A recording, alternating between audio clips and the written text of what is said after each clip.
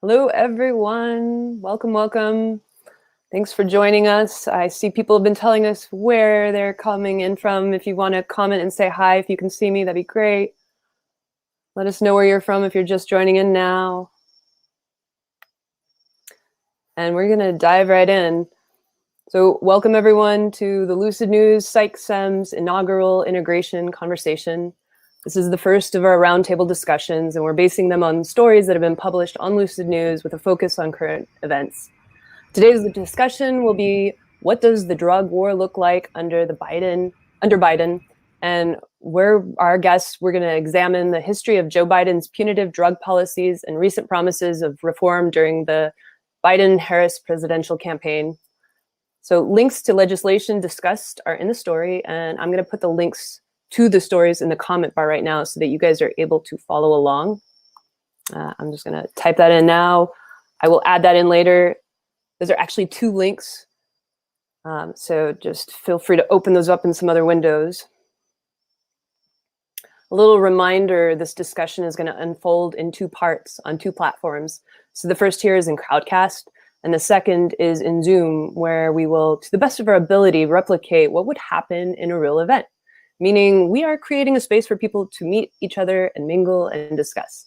It's going to be somewhat structured so that folks get to connect with each other and discuss any points that we didn't get to in tonight's Q&A. So I'm going to put the link in the browser for that as well. It's not going to be open until later. But for those of you who have been in your quarantine and not meeting any random people, I highly recommend joining us because you get to meet random people.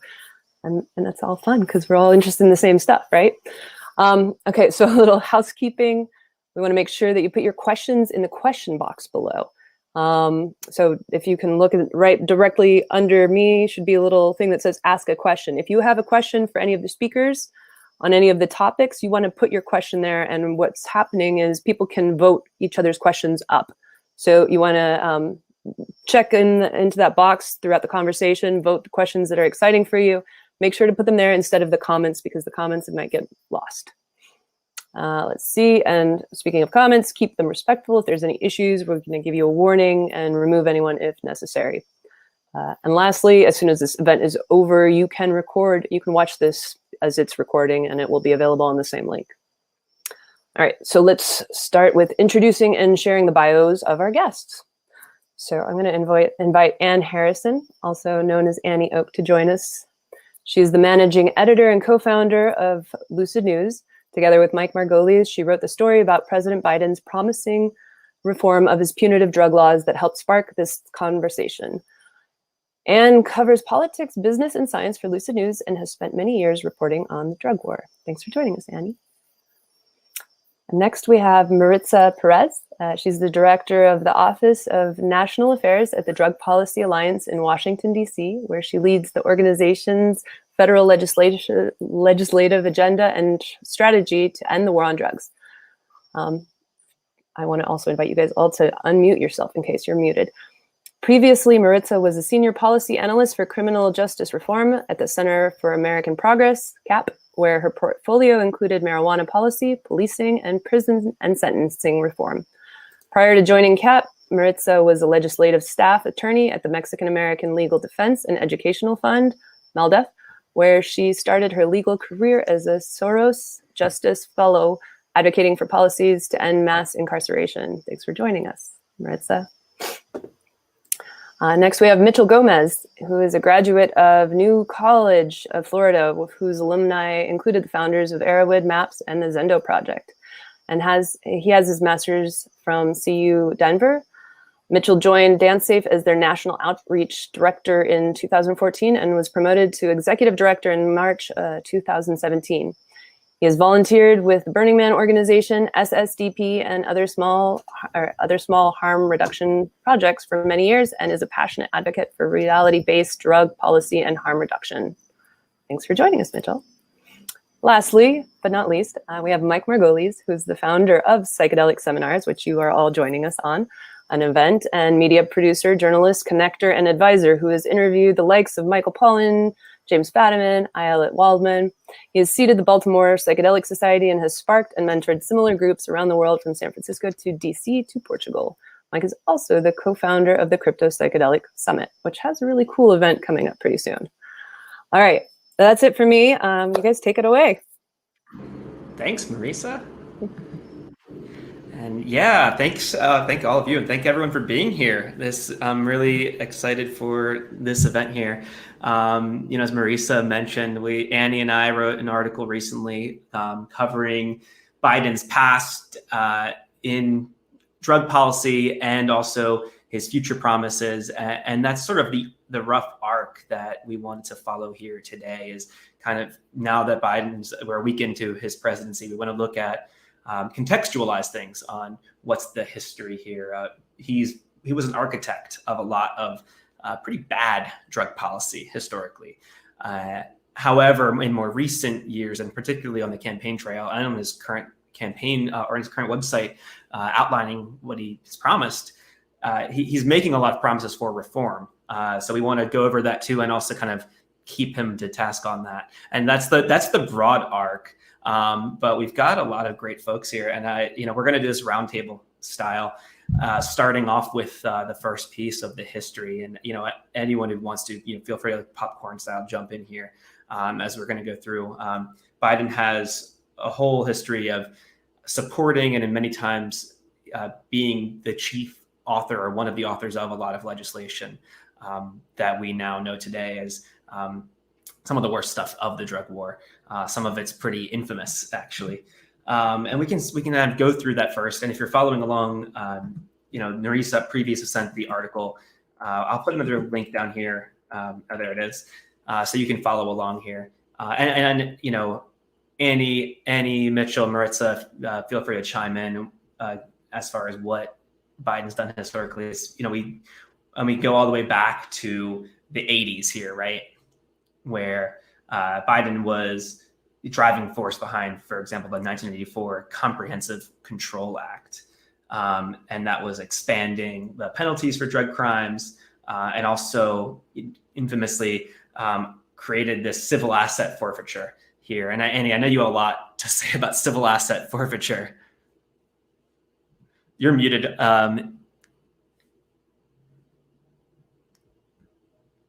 help you out. Forfeiture is a process by which you might be accused of a drug crime and your assets are seized by, in some cases, local authorities, local police, before you are tried or even convicted of a crime. And this action made a lot of people very angry for some obvious reasons. It felt to many people that it was unconstitutional. You're not guilty of a crime. You're not found guilty. You haven't even gone through the process of being tried. And yet somebody might seize your car or other property. So when this happened, especially in a town where you might be accused of a drug crime and suddenly you see the local authorities, the local police driving your car, which they have seized in a civil asset forfeiture seizure, that made people very angry, and there was a lot of pushback against this. Yeah, and it kind of goes against the idea of, not to be deprived of life, liberty, or property without due process of law, right? Civil asset forfeiture, that you have to prove that it wasn't whatever, car you got or money you have was not obtained illegally.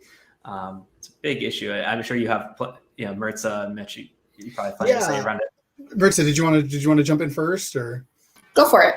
So I think the big question a lot of people have is how this is legal, and the way it's legal is that they charge your property, they don't charge you, right? So you'll actually see court cases like State of New York versus $100,000 in cash, and so property does not have this presumption of innocence that people have under U.S. law. I think we all recognize that's nonsense, right? Like the $100,000 obviously belongs to somebody, and that person should have those rights. But it's a rather clever workaround for the protections against unlawful search and seizure that are granted to us under the Constitution. I think probably the most important thing to know about civil asset forfeiture is it now outnumbers all other types of robbery combined. So if you want to look at like what most robbery looks like in this country, the average robbery in terms of dollar amount is police showing up at your house and taking your things without you ever being convicted of a crime. That outnumbers all other armed robbery, fraud, theft, if you take everything that's sort of classed as like theft and put it in one pile, civil asset forfeiture is now a larger pile than all of that combined. And it's become sort of a primary funding tool for local law enforcement. It's how these agencies continue to operate. And so it's a big problem and one that's going to be really tough to divest from, just from like a purely financial standpoint. There's a lot of people whose paychecks and whose ability to operate as like a law enforcement agency is now dependent on civil asset forfeiture. Yeah, one interesting thing I think is that I think right now we're at a unique moment where there might be some more momentum to at least rein in civil asset forfeiture. I know that was something some members of Congress were interested in doing in the last congressional session, but it just didn't happen. But I think it's something that DPA is definitely going to push for again in this congressional session in the 117th Congress. It's an area where there's actually bipartisan support, which is very unlike a lot of other things that go through the Capitol.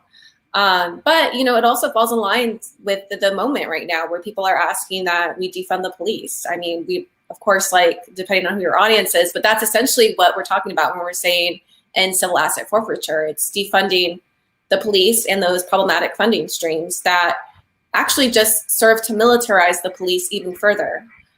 Something that we've also been working on is just demilitarizing the police. And a lot of these funding streams were actually created through legislation that passed in the 80s and 90s, either authored or endorsed by Joe Biden himself. So he's put himself in a really awkward position where he's going to have to hold himself accountable to the folks that voted him in, Black and brown people, activists, advocates. And, I think he feels that he needs to because of the base that voted him in, but also because I do think that, we've done a good job of educating the public on these issues, and I feel like he needs to respond to it. Things are changing. Yeah, I definitely agree with you on that. We have to hold him accountable, right? Because Biden, being one of the architects of this, allowing this thing that's, in my opinion, I don't really know how the legal argument holds weight. That's I didn't actually know that tidbit, Mitch, but that's very interesting that actually holds up. And if Biden being one of the people that made this happen, he does need to be held accountable to change these things. And this is another case where we've seen mission creep, right? Where originally this was written as the way this was talked about. If you look at the footage of this legislation being debated, which is worth doing, by the way, it's interesting debates. They talked about it as going after drug lords, right? That's how they were talking about it, right? These guys who are amassing hundreds of millions of dollars in cash, and they have planes and boats. And I've seen civil asset forfeiture cases for as low as $50 now, where they found $50 in someone's pocket and just seized that money from them.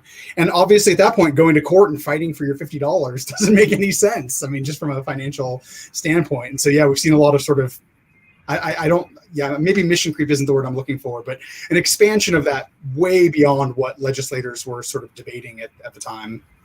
It's also affected a lot of families, right? You could have your house seized. You could have your bank account seized. You're not able to take care of your family properly. You could lose your business as a secondary impact on this. It has had a terrible impact on people's ability to really function while they're fighting a case in court. Maybe they can't hire their lawyer. Maybe they don't have access to their funds to properly defend themselves. Maybe they've been pushed out of their house. I mean, it has had immediate impact on people for years. And I think Mitchell is right about expecting pushback from law enforcement organizations that are accustomed to getting this source of funding to be able to pay people in their departments and support their budgets, especially at a time now when there's so much pressure on municipal budgets across the country due to the pandemic, et cetera. I think we can expect to see some pushback from law enforcement. Yeah, and on this, what you're referring to as mission creep there, and this is a really interesting point, right? Because this is pretty typical. There's always some story when a piece of legislation is passed, and it's always a really big, scary baddie that we're fighting against. But then in practice, the laws end up being used against generally the most marginalized people. And this is sort of thinking about the Patriot Act, right? We had to fight the big baddie of terrorism, and then of course, obviously, how this becomes abused. And I'm concerned. This is on a little bit of a tangent from drug war specifically, but if we look at what people are calling for now after what happened at the Capitol, it's, we need new laws for domestic terrorism. And it sounds good at first, but then you think about it and it's like, wait a minute, how are these laws actually going to be used? And do we really need new laws, or do we just need to be holding people accountable to the existing laws? Maritza, you look like you have something to say on this. Yeah. No, I don't think it's unrelated at all, because we're still ultimately talking about policing, and police budgets and police equipment is used in pursuit of the drug war. So I see it all as interrelated. At the federal level, we have been making a push to get away from exactly what you were describing, from getting away from this call to create more laws, because we know what the outcomes of that always end up being. As you said, it's marginalized communities who feel the brunt of those laws. One example that comes to mind that's actually really timely and relevant right now is the crack cocaine disparity.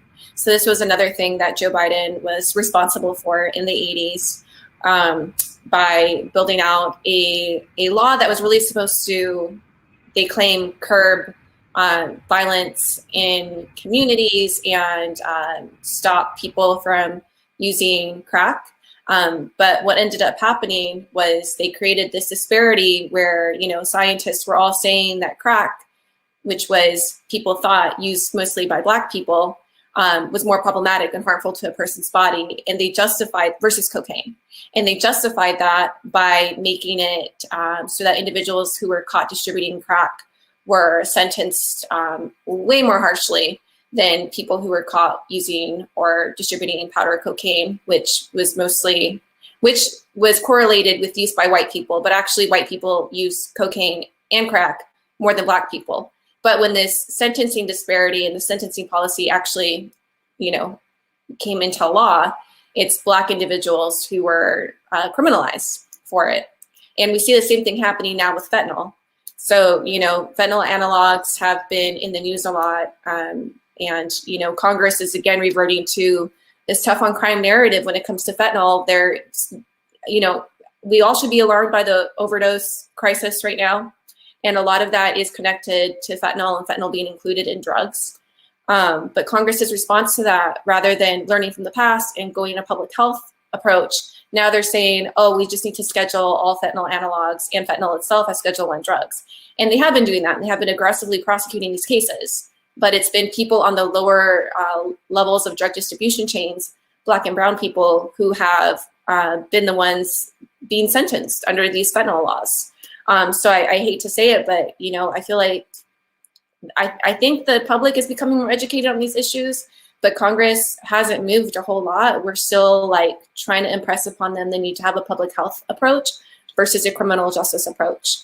But one ray of hope with all of this is that Joe Biden has publicly said that he intends to completely eliminate the sentencing disparity between crack cocaine offenses. And tomorrow, in fact, Senator Brooker is introducing a bill alongside Senator Durbin called the Equal Act that would totally eliminate the disparity and make that retroactive, so that individuals who are currently serving time have an opportunity to come before a judge and have their sentence revisited.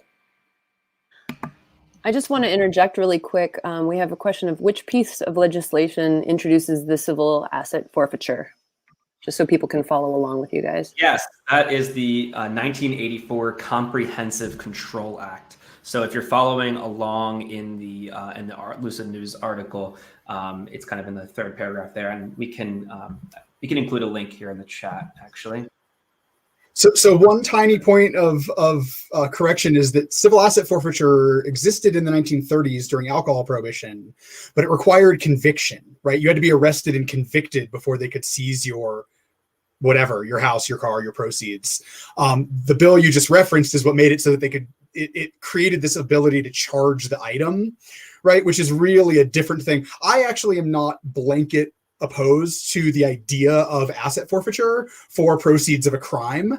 I think that there might be a place for that within our legal system, looking at hedge funds. But what we need is a conviction before that happens, right? You can't just charge the person's car or their bank account, seize their money, and then they can't hire an attorney to fight against it. That's absurd. But yeah, civil forfeiture existed in the 30s as well. It was born out of alcohol prohibition. And so, yeah, it's an old practice. It just used to actually require, following the Fourth Amendment. Yeah, and the other piece of legislation that we also referenced was related to the 100-to-1 disparity. That's the Anti-Drug Abuse Act of 1986, which I will also link here. And that particular one, that was sponsored and partially written by Biden. So, all the stuff we're talking about here, right? Civil asset forfeiture, 100-to-1, crack to cocaine disparity. These are currently existing punitive drug laws and policies that Biden himself was a driver behind. And so this is, really important to note here. There was a follow-up actually as well to the in 1988, another Anti-Drug Abuse Act, and that further increased penalties for possession and transportation, established the Office of National Drug Control Policy. And then there's a really famous one, actually I'll pause there before we get to maybe the most famous one, the RAVE Act. Were there other comments that any of you wanted to say about the Anti-Drug Abuse Acts or the Comprehensive Control Act? Yeah, I have a comment. During the final presidential debate, when challenged on his drug policy record and the Anti-Drug Abuse Act of 1986 and then later 1988, Biden admitted plainly that the legislation needed to be rewritten.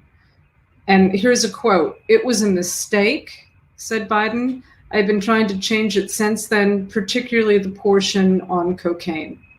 There was a section on Biden's campaign website dedicated to, and again, this is a quote, "eliminating racial disparities and ensuring fair sentences," that specifically committed to ending once and for all the federal crack and powder cocaine disparity, and to ensure that this change is applied retroactively.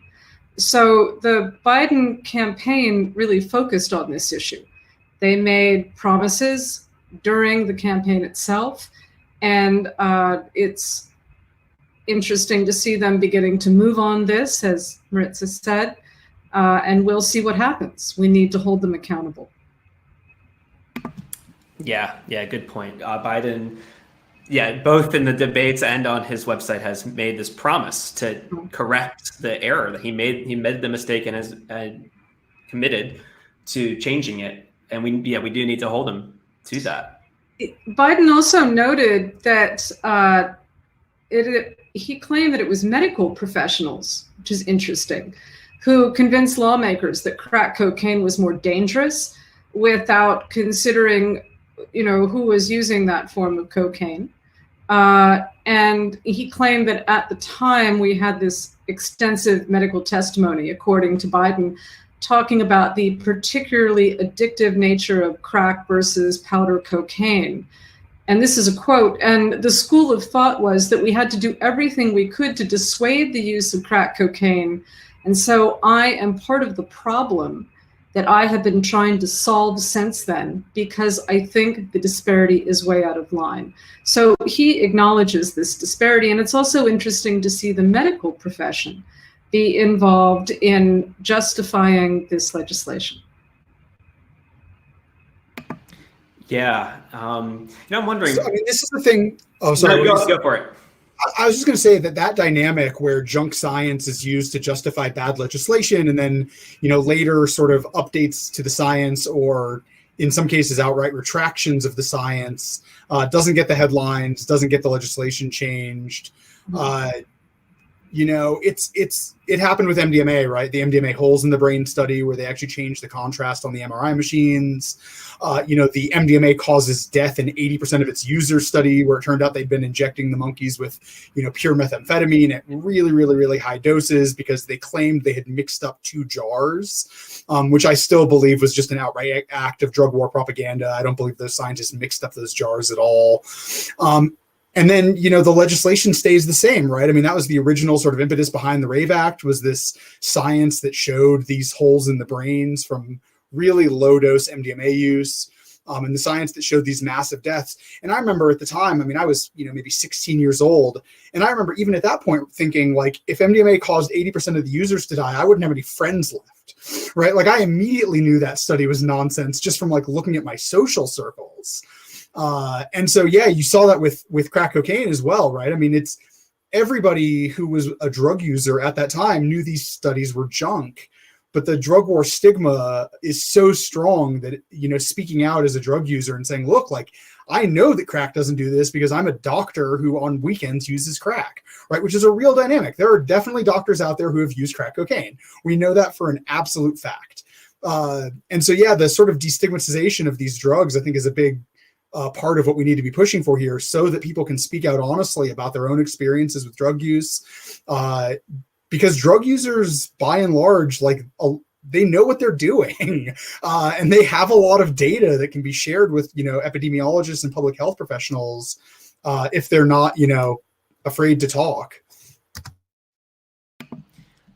Yeah, that's a good point. And I'm wondering, do you think that, so Biden made this claim that he got this information from doctors. Do you think they were knowingly, giving misinformation, or was this a real honest mistake? I mean, I think if your funding is dependent on NIDA grants, you have a lot of financial self-interest in supporting the drug war. I'd like to talk about drug users for a second.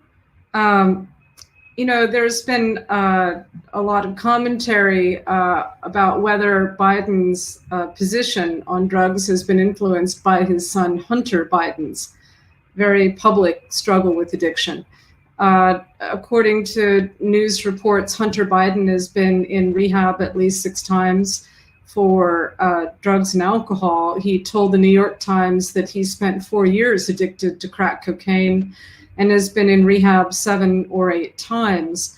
There have also been reports that Hunter Biden underwent ibogaine therapy in Mexico, which is interesting to see. And so, of course, one wonders about a double standard, right, for the son of a politician, and also whether or not this impacted Biden's own thinking about drug users and the use of cocaine in particular. One must wonder, right? Yeah, then there's definitely a double standard, right? Particularly on racial lines. Mm-hmm. And people are having different attitudes about drugs like heroin, right? Once white people started having this heroin epidemic, became a white thing, the attitudes started changing. And even more so, of course, there's a double standard if you're a politician. So there's definitely class and race double standard and triple standards for all of these things. I'm sure, Maritza, you probably have plenty to say on this. Yeah, no, I just think that this conversation is really important just to understand the context that we're in today. I'm just like watching the audience chat. But, the same tactics that were used to create these laws impact the laws that we have in place today, particularly around how we're addressing the opioid crisis and fentanyl. On fentanyl, we're taking a really aggressive approach. On opioids, we're taking a different approach, but the face of the opioid crisis is white, and that does make a difference with lawmakers, where they've been pursuing a more compassionate approach there. So this conversation is still totally relevant for that reason. And then plus the fact that there are still people serving time for these offenses, people who have been incarcerated for years, for decades, that I would like to see come home to their families. Yeah, and I think a big part of this is that, the impetus is, if we just increase the laws enough around fentanyl, then we can stamp out fentanyl, right? But the reality is most users find fentanyl less euphoric than heroin. Not all. There are some users who prefer fentanyl. I don't want to dismiss those users.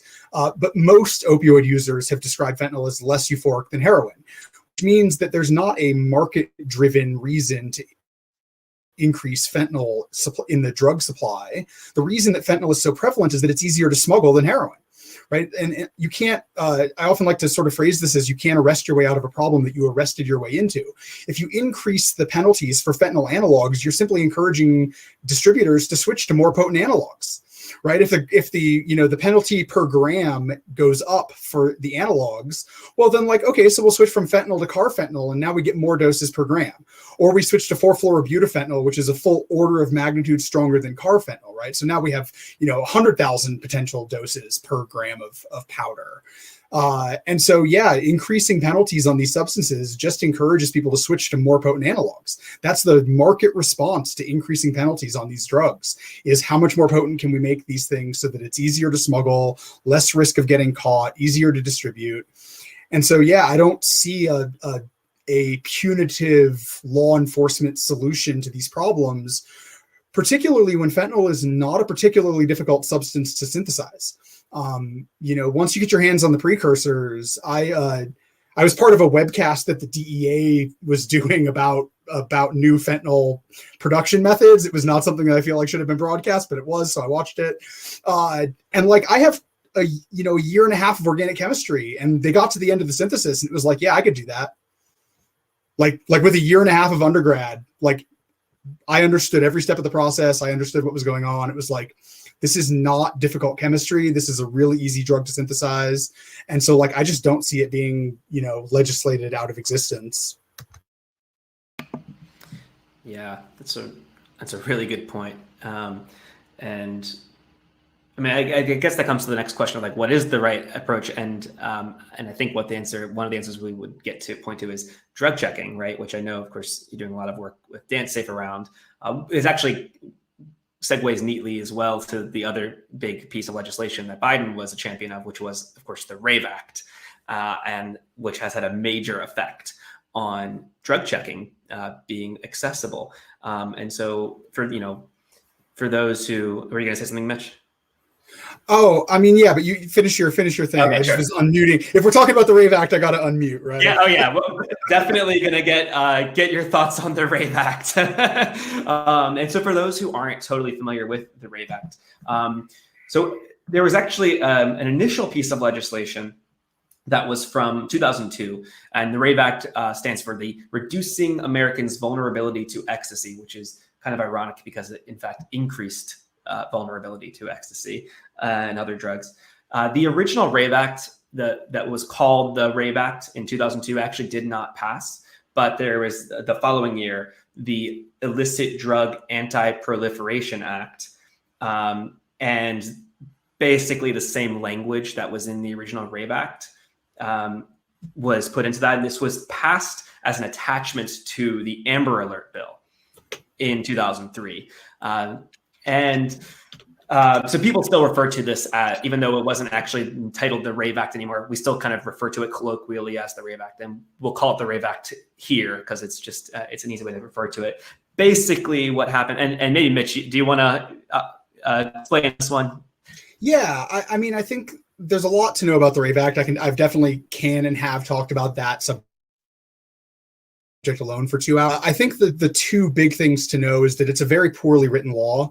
It's just vaguely written. It's not very clear what the law was intended to do. It has language like if a person is, promoting substance use at their event, or if an event is held for the purpose of substance use, and they don't define these terms. And so it makes promoters really, really, really hesitant to do anything that could be seen as sort of being pro-drug use at their events. And it was based off of crack house laws, right? Right, it was based off of crack house laws. It was an expansion of the U.S. crack house laws.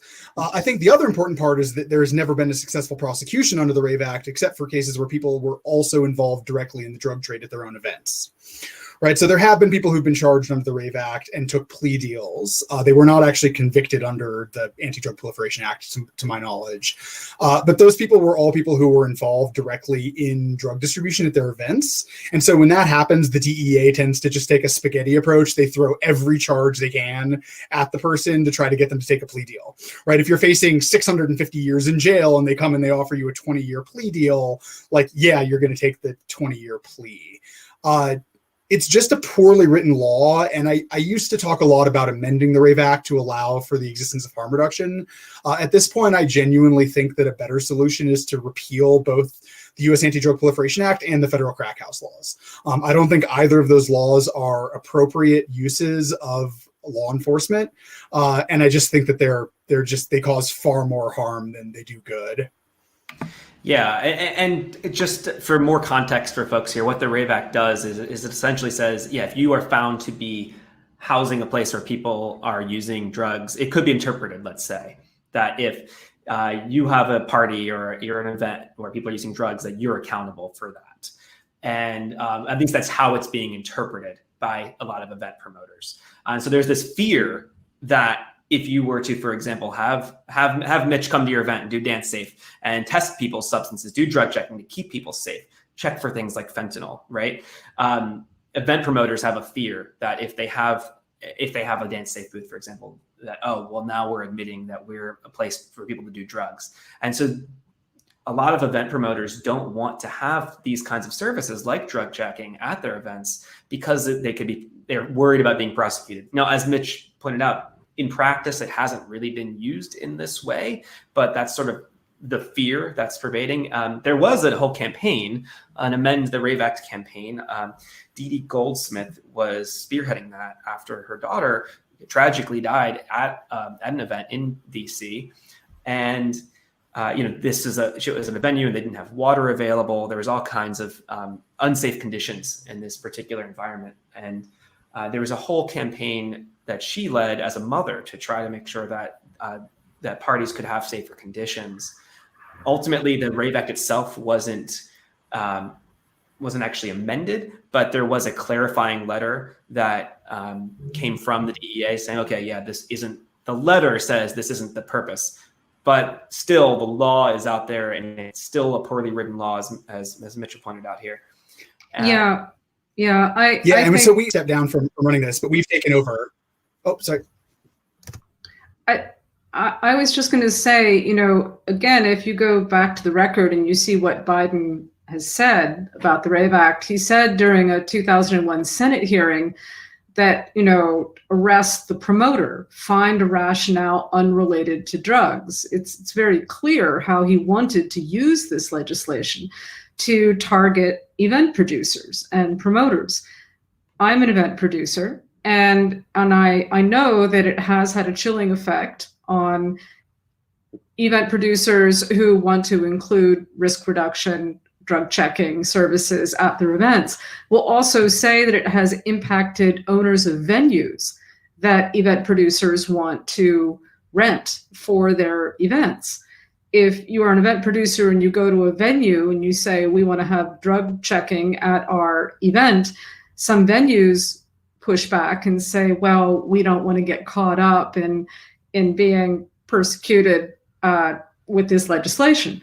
So it has a compounding chilling effect and has had this over the years. And sometimes you need to go to that venue and say, it is a moral obligation to provide drug checking at events and it saves lives and we must do this. Please be on board with us. So it's had a wide impact, unfortunately. Yeah. Yeah, and two interesting things have actually happened recently that I think are worth mentioning. The first is that letter that was given to Dee Dee from the Drug Enforcement Agency that explicitly said the presence of health services would not be used as interpreted as part of a RAVE Act prosecution. It's a pretty broadly written letter, but so is the RAVE Act's a pretty broadly written law, so we can talk about broadness on both sides. And also just recently, the CDC has come out and officially recommended drug checking as a way of dealing with the opioid epidemic.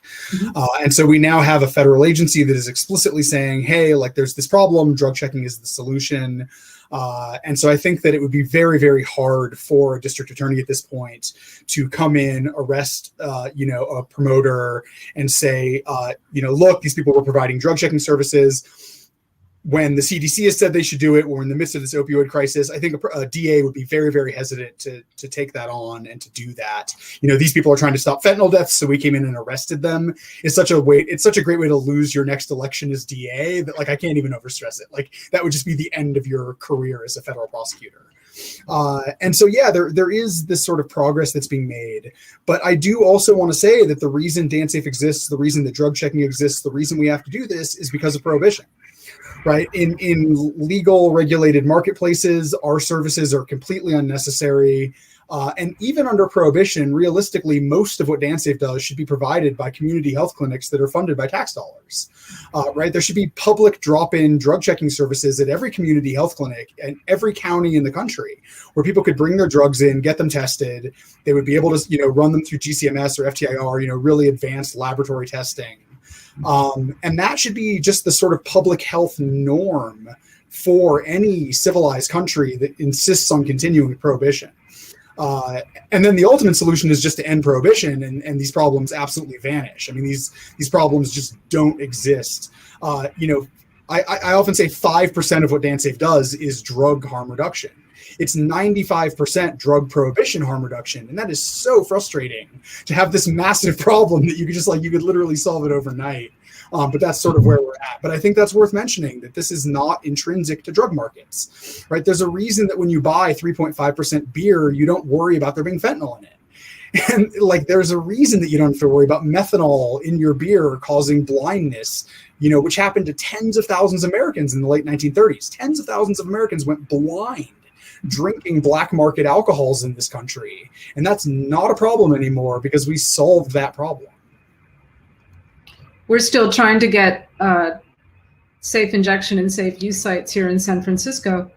That's been a struggle for a long time, and we would like to see that happen.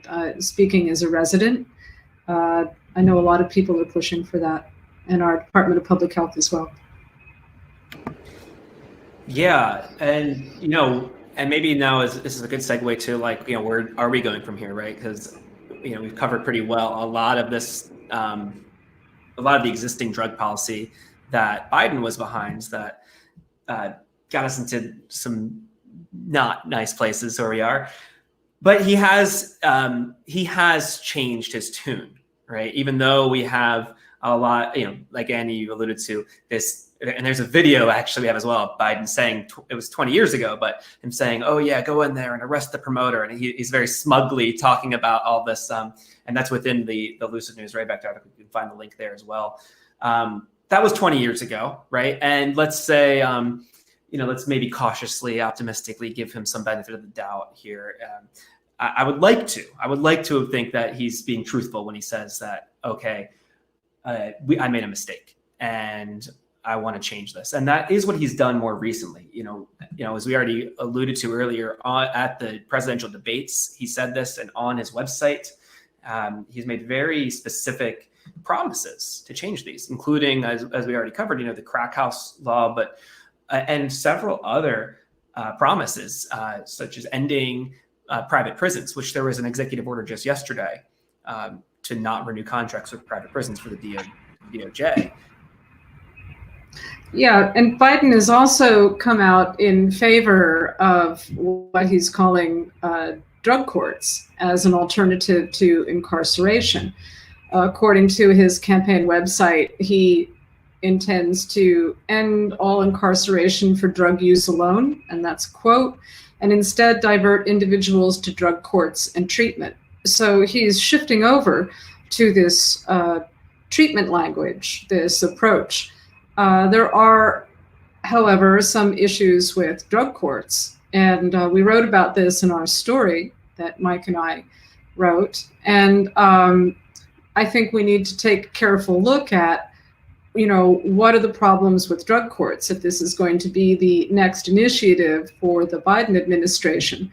And, some people have referred to drug courts as, the kinder and gentler war on drugs, right? So let's unpack, a little bit what some of the issues are with drug courts. We, in our story, took a look at this. Some of our sources did. And, there's a perspective that no one should have to get arrested and plead guilty to a drug charge in order to get access to treatment, and which, if they do not complete to the satisfaction of the court, can then lead them to incarceration. So drug courts are built upon the premise that treatment should be kind of completed in exchange for freedom. You know, like, what other health condition is treated this way? I think that's an important point to make. Yeah, I think that's right. I feel like drug courts are going to be a huge battle with this administration, just because anytime I feel like Joe Biden's asked a question about drugs, he'll revert back to, well, nobody should go to jail for drugs, but, you know, we'll offer drug courts. And that's a real problem, because drug courts, that's not treatment. That's just an extension of the criminal justice system. That is more surveillance on people. That is more like mandated programming.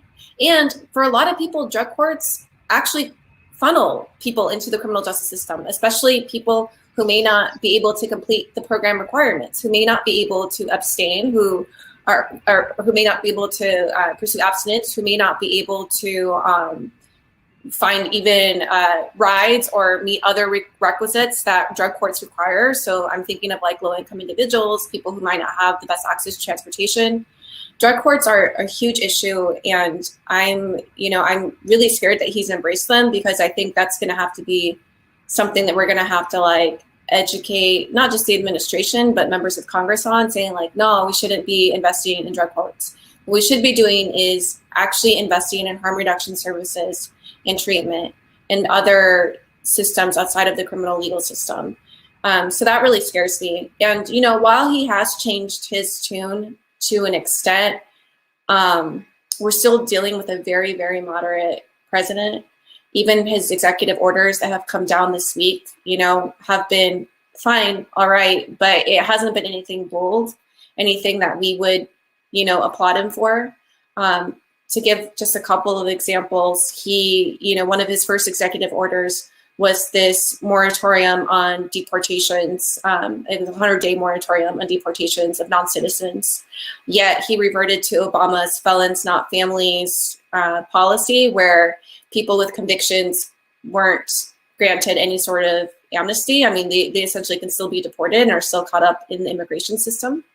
And then, you know, just yesterday, he produced an EO on private prisons, but that was really just, again, reverting back to an Obama policy where he stopped contracting with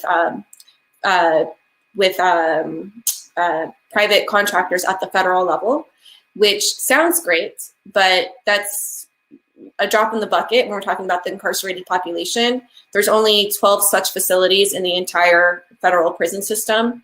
Private prison industry is really getting their money from immigrant detention, where most non-citizens, or a majority, or we're reaching a majority of non-citizens, are actually housed in private facilities on immigration violations. But then also at the state and local level, we have, you know, towns who are looking for revenue, who are looking for jobs. These private prisons come in and set up shop, and they have to fill those jail cells. They're filling those cells with people who use drugs, with non-citizens, with other people convicted of low-level offenses. So I don't know, you know, I also like want to be optimistic, and I am in some respects, but I'm also frustrated because everything we're getting is not enough, especially at such an urgent time. You know, we have to deal with, I understand we have to unravel all of the damage that's been done in the last 4 years, but we're also living through a pandemic. We've also have recently, you know, just this summer saw a racial uprising, and I don't think that we've responded to any of those things with the urgency that's required. Like, you know, Trump certainly did not meet the moment at all, and this administration just isn't there yet. So, yeah. Yeah, thanks for saying that. That's a really good point, you know, because yes, on the one hand, it's nice that Biden is saying, okay, I made mistakes, and he seems to be making progress, saying no one should be in jail for drugs. And at the same time, it's still not quite all the way there, right? Talking about non-consensual treatment and drug courts and all this stuff, it's still not really quite getting it. It's still not respecting people's agency. It's still using the same tools of criminalization So is it a step in the right direction? Sure, though it's definitely not far enough for where we really want to be. And I think the other really important point here is that the DPA has done I know there's some stuff on your guys' website where you've pulled the data from like the DEA's estimates of what percentage of various substance users meet the DSM criteria for problematic substance use. And even for the drugs that people think of as like really, really, really problematic, things like cocaine and heroin, it's like 74%, 76% don't meet the DSM criteria for problematic substance use, right? Which means just like definitionally they're recreational users. And like, we don't talk about, recreational heroin use as a thing that's real, but it is. I mean, just like medically, this is like, that's a fact. Like most people who use heroin do not meet the criteria for problematic substance use. They are not, addicts in the old language. And so like, those people do not need to be forced into treatment. They need to be left alone by armed agents of the state. Like they just need to like not be forced to do anything if they, but also, if we roll back prohibition, hopefully people would be getting caught up less in the criminal justice system, right? If the police aren't actively looking for, you see this in Portugal all the time, right? Where if the police are not actively looking for drugs and they have found you with drugs 3 times, like in Portugal, you have to go in front of a panel, there's a judge and a mental health professional. But it's like, if the police aren't looking for drugs and they found your drugs 3 times, there are other things going on, right? Like there's other things happening in your life that have caused you to come in contact with law enforcement multiple times. And so like, maybe you should talk to, mental health professionals or so there's that side of it as well. But no, I really worry about this forced treatment idea, because the vast majority of drug users that I've known throughout my life have not needed to be forced into treatment. They've needed to be left alone. Yeah, and I'd like to parse out actually 2 points you made there. And one is that for people who do have a relationship with substances that might not be helpful for their life, like you said, it's not the drug that's the root cause here, right? It's something deeper. So to address them as though it's the drug, having a drug addiction is the root cause of all their problems is really missing the point. It's not actually giving them the support they need. And then on the other hand, for people who are using a substance but don't have any kind of relationship with the substance that's a problem for them, we still treat them in this model as though they, you have addiction. Everyone who uses this drug must have addiction to it, which is not the case, right? It just takes away the whole idea of agency, the idea that a human might choose to use a substance. And I think almost, and this is the dirty little secret that almost everybody shares, is we all use drugs, right? And we all pretend like we don't use drugs in this model, but pretty much everybody uses drugs, and most people who use drugs don't have necessarily a problematic relationship, and oftentimes the drugs that people have problematic relationships with, it's probably the ones that are available, like alcohol, very legally and easily, and we don't really talk about this very well. I'd like to make sure that we, before this hour is done, talk about the MORE Act. This is an important piece of legislation. Coming up, the House of Representatives has passed the MORE Act, which calls for federal decriminalization of cannabis. And if passed, the MORE Act could really set the stage for the reform of federal law governing other substances as well. It's an important piece of legislation. Most Republicans opposed the bill, but with Republicans losing their majority in Congress, it now goes to the Senate, and it could well pass. It's very exciting. Yeah, so this is a bill that the Drug Policy Alliance has been leading alongside other groups, including NORML, Students for Accessible Drug Policy. We've built a broad coalition of folks who are in support of this bill, from the civil rights space, traditional drug policy groups, the labor movement, veterans, all sorts of folks. But the bill would deschedule marijuana. It would provide for community reinvestment so that marijuana tax revenue would be used to fund social services in communities most harmed by the war on drugs. It would also provide for the resentencing and expungement of marijuana offenses. It would give states funding to do the same. It would provide programming within the Small Business Administration to make sure that people of color and other people who have historically been left out of the cannabis industry find their footing in the industry if that's what they choose to do. In addition to other things, it's a really comprehensive bill, and we were really excited that it made it through the House last year. The goal for this year is to reintroduce the bill in both chambers and hopefully get it signed into law. That said, we were encouraged by the Georgia Senate races flipping to Democratic seats, because that means we have a Democratic leader, and Senator Schumer has been very supportive of marijuana reform and the MORE Act itself, which is great. But it's still going to be very challenging. Both sides of the aisle, we know, have been really, really bad on drug policy. Even something as popular as marijuana, where the public, is in full support, still, we still have a lot of work to do with Congress, unfortunately. And then there's, again, Joe Biden, who hasn't embraced descheduling at all, as the MORE Act would do. He is all about resentencing. There is a glimmer of hope in the fact that Vice President Kamala Harris was the lead in the Senate last year of the MORE Act, so hopefully she can influence him a bit there. But all of that said, I think we still have our work cut out for us. But in addition to the MORE Act this year, I do want to share with people who are listening that we also intend to introduce a federal drug decriminalization bill, decriminalizing possession of all drugs. We're really excited about that. This would be the first bill of its kind, at least at the federal level. Legislation takes time, but we have to start doing the work now to really build political education and political will to do this, hopefully in the near future. DPA actually worked on the recently passed ballot initiative in Oregon that decriminalized all drugs and reinvest savings from the criminal legal system back into treatment. So we think that's a great model. We're working with other states around the country to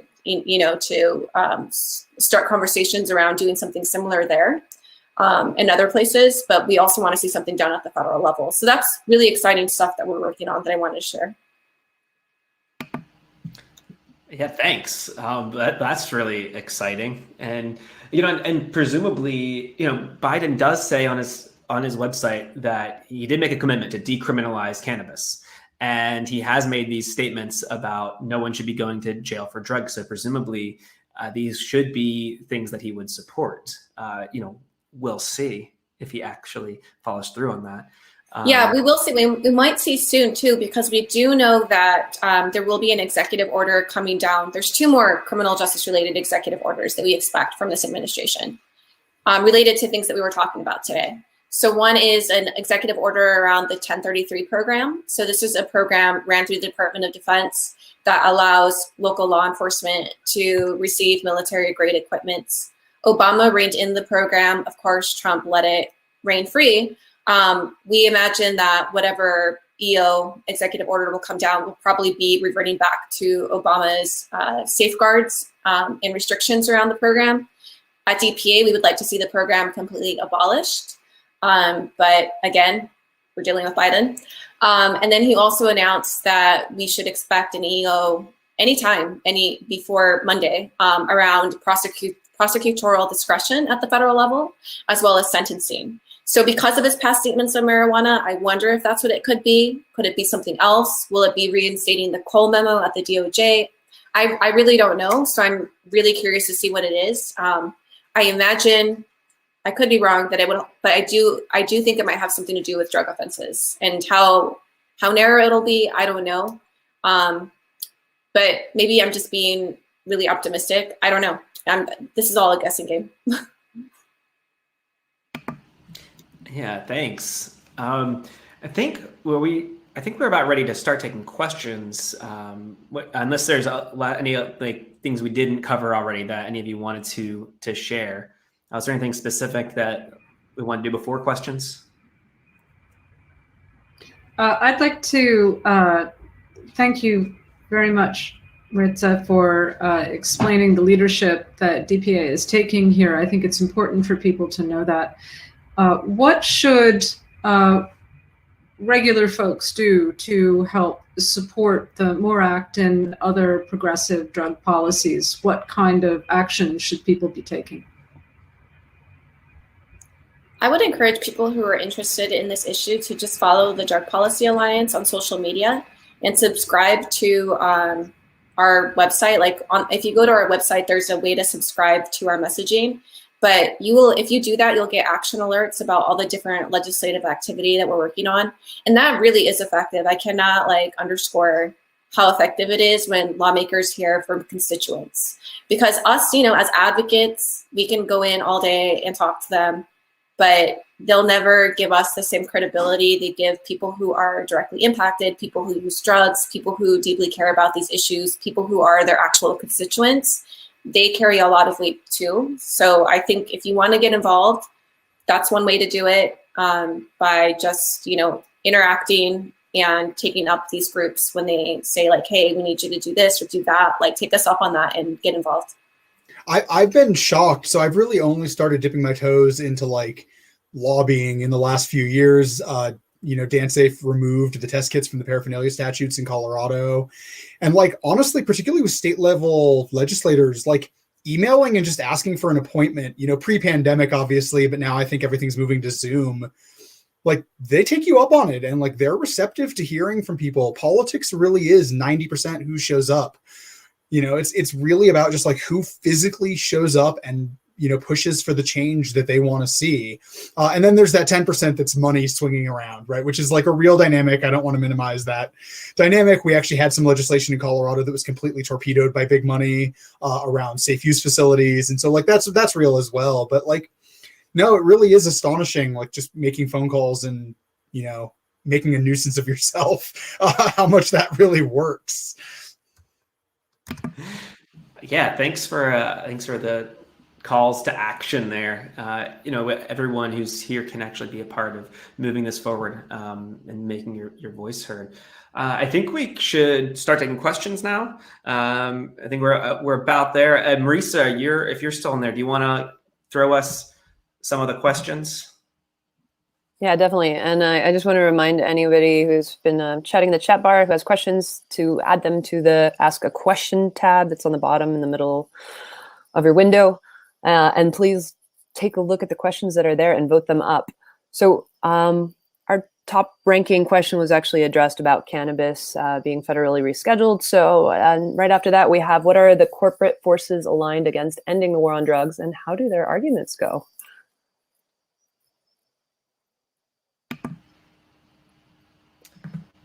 Maritza, you might be best equipped to answer this one. Yeah, I'm trying to think about that. Man, I feel like that's a really tough question. Yeah, I think, Big Pharma might be, obviously somebody who's not on our side. I think they do have, a financial incentive to make sure that, they have control over all drugs that people are getting. We talked about private prisons earlier. The private prison industry is huge, and they're like very diverse. So like they will survive if private prisons are, prohibited in the US because they've diversified so much and they're like literally billion-dollar entities. So that's really scary. And not only that, but they're all over this country, like working as lobbyists, which is, and influencing conservative legislation. Those are the two that come to mind, but I don't know. I'm on the advocate side, so I don't really engage on that side as much. But I don't know if Mitch had other thoughts on that. Yeah, so there's a private probation industry in this country that is financially huge. It's not as big as private prisons, but it's a large thing. And that part often doesn't get talked about at all. Like the private, post-release control is a huge industry. You often have to pay per drug test you take, and this is not the fun DanceSafe kind of drug testing. This is the testing your urine kind of drug testing. And so like it's a major industry. They lobby, particularly at the state level. They don't do a lot of federal lobbying, but I think it's illegal in Colorado, but there are states, like Florida's the big one where, in Florida, like you can't go up against the private parole industry on anything. Like they throw too much money at too many politicians, particularly even at the county level, right? So they'll like own the local sheriffs, like they'll donate heavily towards sheriff elections. And yeah, it's a major industry that is going to fight tooth and nail. people who are on parole for smoking weed are just like the easiest parolees ever to deal with. Like, you don't generally have to worry about them showing up and like stabbing their parole officers. Like they show up, they pay their fines, they piss in the cup. And so, yeah, they're a huge industry that we're going to have to take on. And often sort of, if you look at their board of directors and the board of directors of the private prison companies, it's often clear these are just like shell, corporate structures for the same ownership people that own private prison industries, but they're separate companies. And so they have to be taken on separately. I'd like to mention two other groups as well that are, I think, worth keeping an eye on. One is the cash bail industry. During the campaign, Kamala Harris said that she wanted to revoke this practice of cash bail, where people who have money can go to a bail bondsman and bail themselves out if they're in custody, and people who don't have that cash sit in jail until their court case comes up. So she very directly wanted to start dismantling the cash bail industry. And in fact, there's a bill in front of the Illinois governor right now, a state piece of legislation in Illinois, to roll back cash bail in Illinois. And so it could start potentially on the state level in that regard.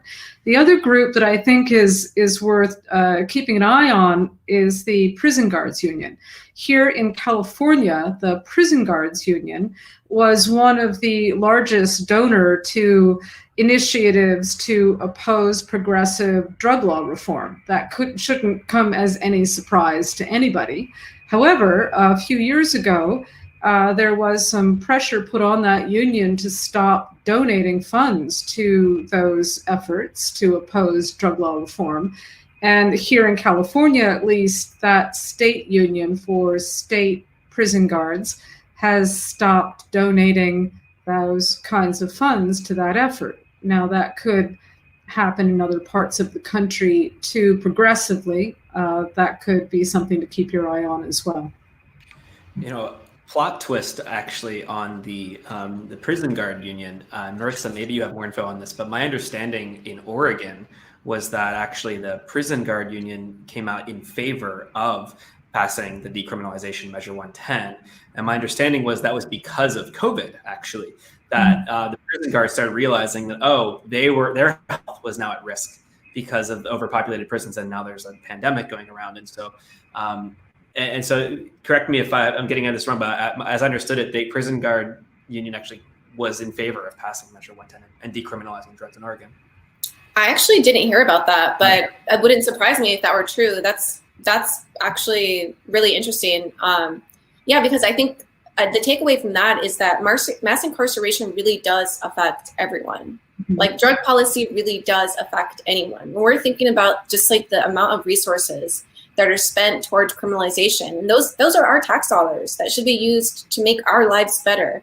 We're all impacted by this. And I'm thinking about this specifically in the COVID context, because we've also been fighting to depopulate jails and prisons in light of the pandemic. Mm-hmm. And what the data has shown is that, all of these rural communities where these jails and prisons are popping up are exploding with COVID. These facilities are exploding with COVID, not just the staff who work there, but the individuals who are incarcerated there. What that means is that there's less hospital rooms available for the people who live in those communities. So it's actually creating a crisis for the people who live there. So that's just like, I'm just trying to make the point that this is all really interconnected and really does affect us all. When we think about who's a directly impacted person, yes, we're talking about people who have been directly criminalized, but we all feel the effects of criminalization. Mm-hmm. Certainly, even before COVID, there was some pushback by prison guard unions against funding efforts to undermine drug reform just due to overcrowding. Prison guards realized that they were in more danger due to prison overcrowding, due to mass incarceration, caused by drug laws. So they saw that it was an issue, for their own safety, and I think that's one of the reasons that at least the union in California stepped back, and now of course we have the COVID situation to further amplify that. I think your point is really good about if there's a COVID outbreak in a prison in a small town, and people are working in that prison, they will bring, COVID back to their community. So it's in everyone's interest to secure the health and safety of prisoners and everyone who is associated with that prison in the community. Yeah, thanks. Maritza, what's our next question? All right, our next question is from, Ryan. Has Biden named a director to the DEA? Are there any good possible candidates? Good question. He has not, to my knowledge, named a director. I feel like that's not going to be one of the first appointments that we see. The Drug Policy Alliance is in support of abolishing both the DEA and the ONDCP. I feel like those are still kind of out there asks when we're talking about federal level asks. Nonetheless, that's where we've been. I do think on the ONDCP side, though, we're in a position where we might have to do some harm reduction and come out with an endorsement, or at least talk more openly about the type of person we'd like to see in that role, in the next drug czar role, because that's going to happen regardless, because like I said, we're not really there yet where I think this government would just completely get rid of the office. So, what we're thinking through is how do we elevate the type of candidate that we'd like to see in that role? Actually, there's an op-ed that we just published in December talking about this, and I'll make sure I put that in the chat.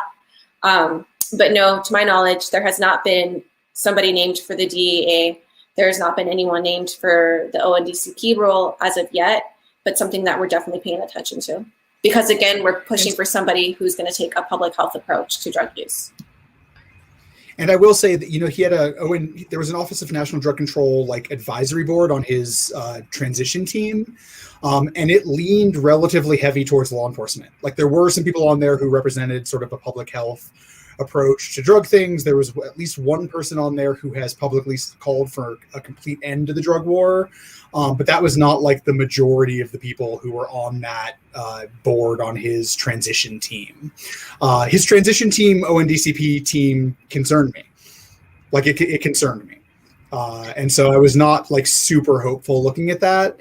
But also, if you look at some of his other transition teams and then the people he's ended up appointing, they've pretty much all been to the left of the transition team, as a body. They've all, it seems like the sort of leftist wing has been doing pretty well when it comes to nominations. So I'm cautiously, optimistically hopeful, I guess. I don't know quite how to phrase it. I'm cautiously hopeful.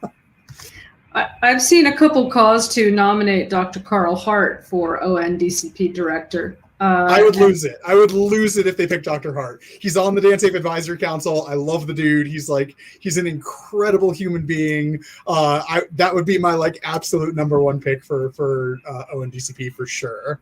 Plus, having an ONDCP director who's an open drug user would be such a game changer for this country. That would be true. We can hope. I'm not holding my breath, but that would be great. Cool. What's next for us, Maritza? Next, from John Phelps, anyone willing to make an estimate as to when MDMA and psilocybin will be FDA authorized for therapeutic use? Yeah, my understanding from MAPS is that MDMA is going to be next year. Is the last estimate I heard.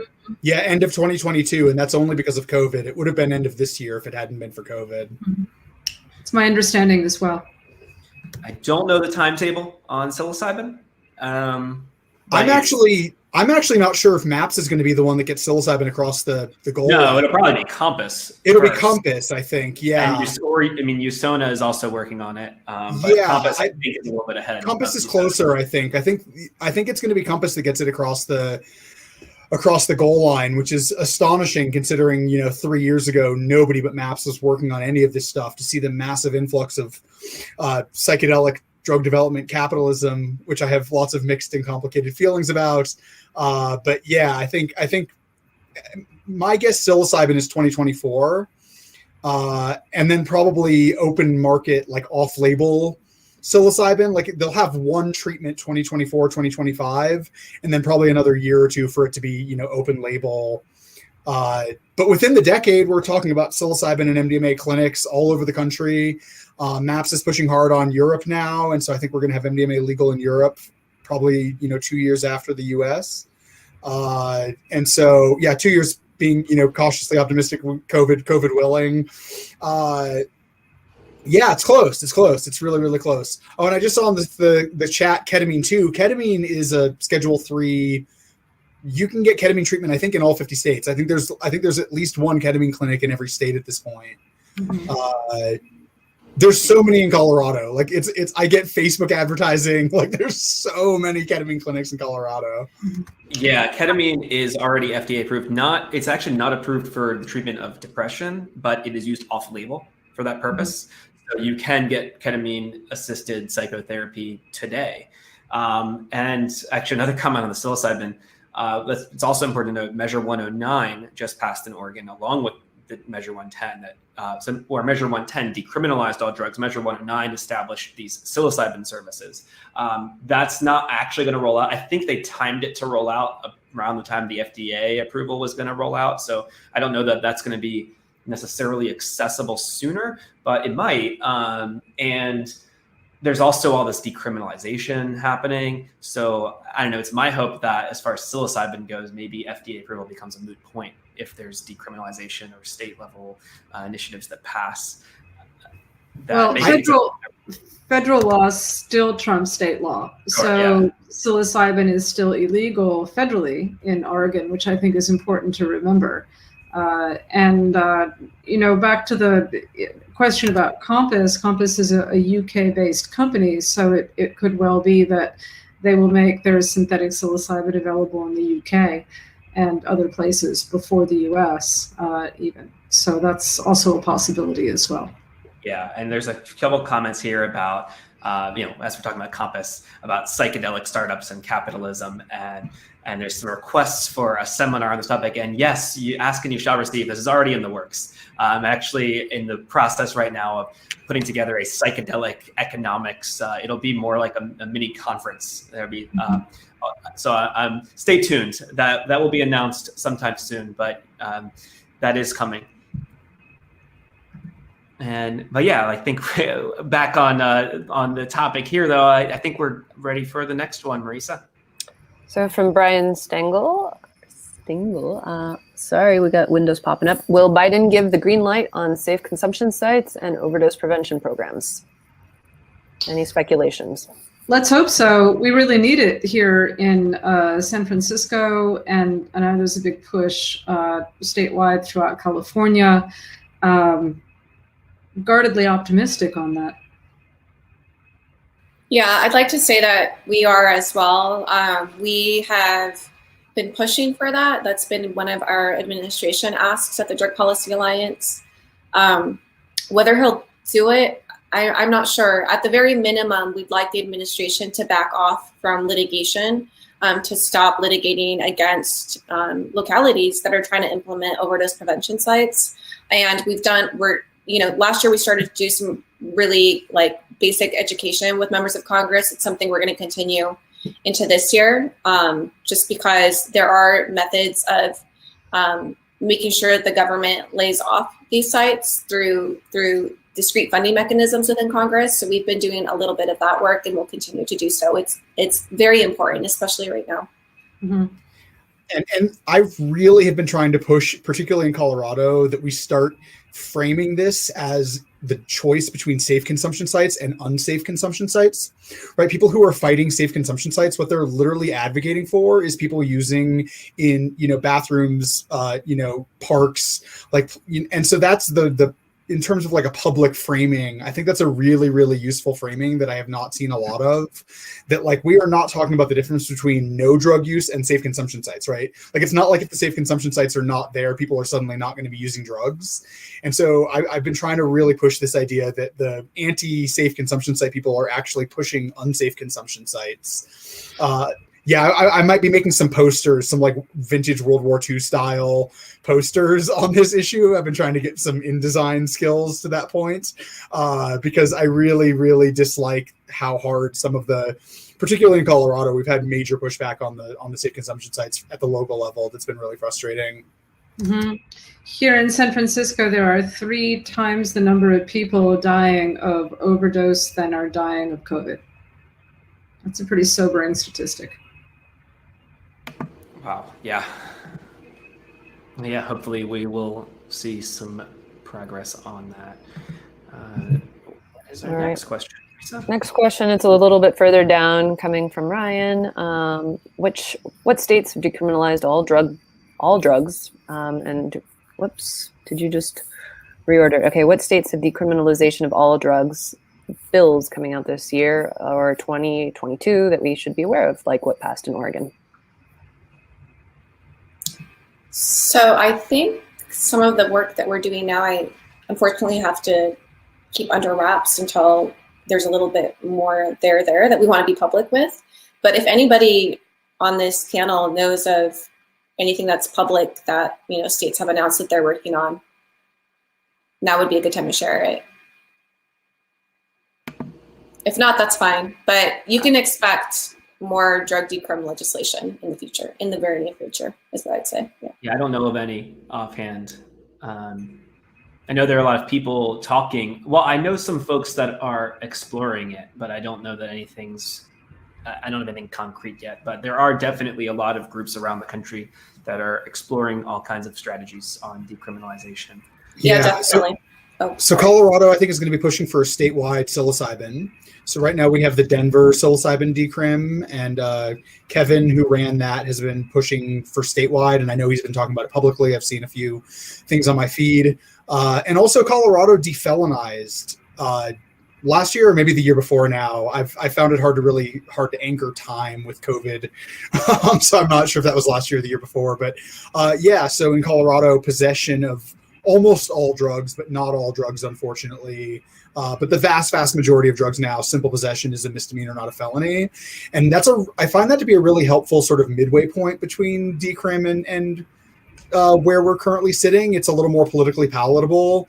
Colorado is a very blue state, but has a lot of very deep red areas. And you have to sort of take that into account when you're trying to do statewide legislative stuff, is that there's a lot of people sitting in the state house and state senate who represent areas that are very red. And so even in Colorado, where we have control of the House, Senate, and governorship, you still have to sort of come to these things in a bipartisan way. Yeah, there is actually a comment here from Trisha. Thanks for chiming this in, Trisha, that Maryland actually has a bill this year for decrim. So that's awesome. And that's where I'm from. All right, and next, we answered this already in the conversation, but just for anyone who joined later on, what legislation is the civil asset forfeiture at the federal level? Yes, so that The legislation. Yeah, what was the legislation that listed the civil asset forfeiture? That was the Comprehensive Crime Control Act. Crime Control Act, 1984. Of 1984. If you go to the Lucid News article that Annie and I wrote, it's also all of the acts are linked there. So each time we mention one of these acts, you can go to the actual legislation itself that's on congress.gov. So that one, as well as the Anti-Drug Abuse Acts, you can find all that there. Beautiful. And then next we have from Lauren Kilgore, are mandatory minimums going to be taken out of the penalty equation in drug laws? We hope so. I think we have a really good shot at that in this Congress. I say that because, we were talking earlier about Joe Biden, having a conscience and thinking that he must redeem himself for some of his problematic, legislation in the past. So I think that plays into all of this. Plus, we do have Democrats in both the House and Senate, and criminal justice reform is a priority with them in a way that it's never been with Republicans. So I do think that we'll see some sentencing reform. Okay, I feel like we have time for one more question here from Alyssa. What role has the medical and behavioral health professions and professional associations historically played in decriminalizing drugs, and what role would you like to see these professional associations play? What changes in attitudes do you see as necessary for these associations to have a bigger impact towards decriminalization?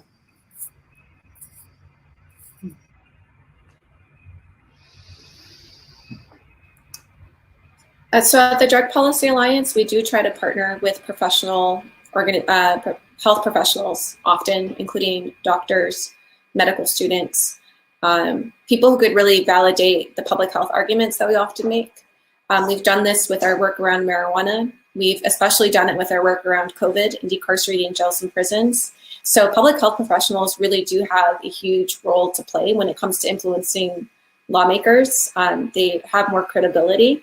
And that credibility, of course, can swing either way, as we've talked about earlier, in this conversation with what we saw with crack cocaine. But they certainly do play a role. And if people here are public health professionals, I would encourage you to, again, follow the Drug Policy Alliance, because we need more people speaking up on behalf of people who use drugs and other people with marginalized identities. It really does help our advocacy work.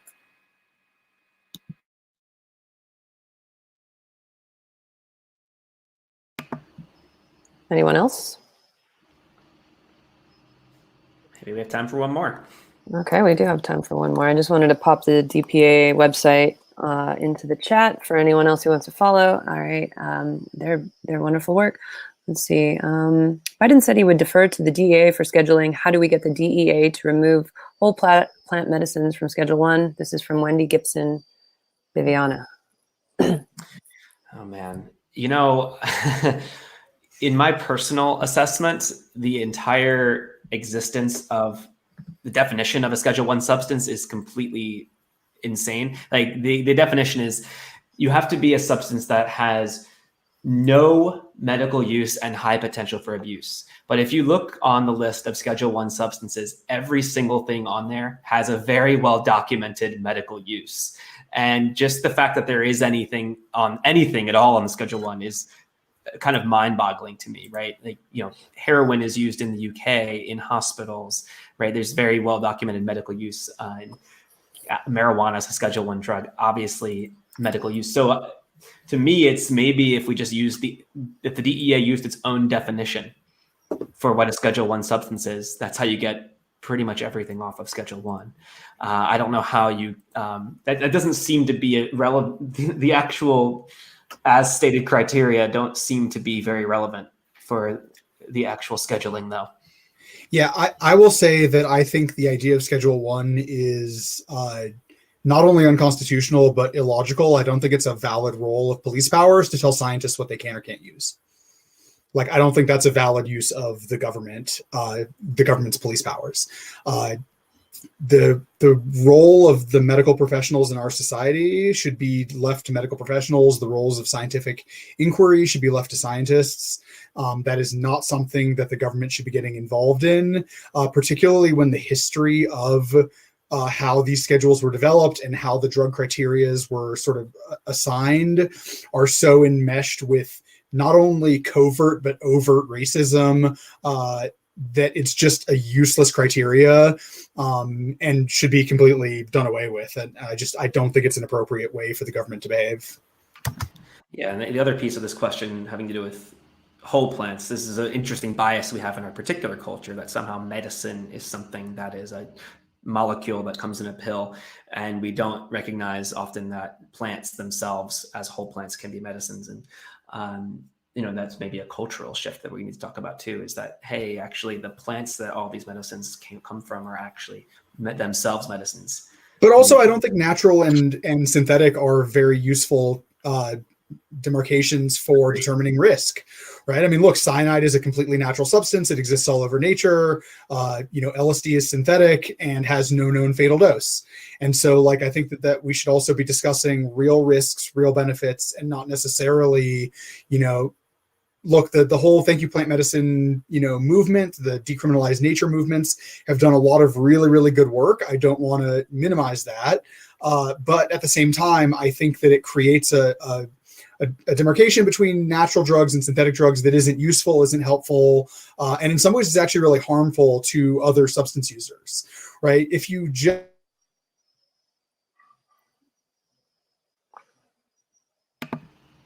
lose Mitch. Okay. This might be a perfect point Yeah. to segue into the second part and actually just take this conversation to everybody who would like to participate in it in the Zoom room. and we'll just have to let Mitch know when he pops back on. Yeah. Well, I think what he was going to say was about psychedelic exceptionalism and certain hierarchies of drugs. So I can almost complete his thought there because we've talked about this a lot. But I do think that was a good point about, we shouldn't be saying this drug's better because it's natural or because it's a psychedelic or whatever. But yeah, I think, Maritza, that's a good call. We are probably about ready for that. Right. So again, for anyone who missed it in the beginning, a little reminder that this event is a two-parter, and the second part of this event is going to be starting now on Zoom. I just pasted the link. We'd love to see all of your faces for those of you who have been attending and just commenting on the side. We can actually see each other after this, and we'll have some structure to it. Give yourself a 5-minute bio break if you need it, and again, the link is right there. Love to answer any other questions you guys have that you didn't bring up here or that didn't get answered today. Do you want to come back on the screen to say goodbye to everybody, Maritza, before the Zoom? Sure. I can do that myself, can't I? I think so. Woo! Yay. All right. Yeah. Thanks everyone for coming and joining us. It was a beautiful discussion. Thank you all for joining us. Yeah. Thank you. Thank you, Maritza, Annie, Maritza, Mitch, who's not here. Thanks everyone for. Thank you everyone for this discussion, and thanks to the audience. That chat was really engaging and entertaining within itself. Thanks everyone. Yeah, thank you. It's been a pleasure. We'll see you all in the Zoom room. See you in the Zoom. Thanks all. In the room. Bye. Bye.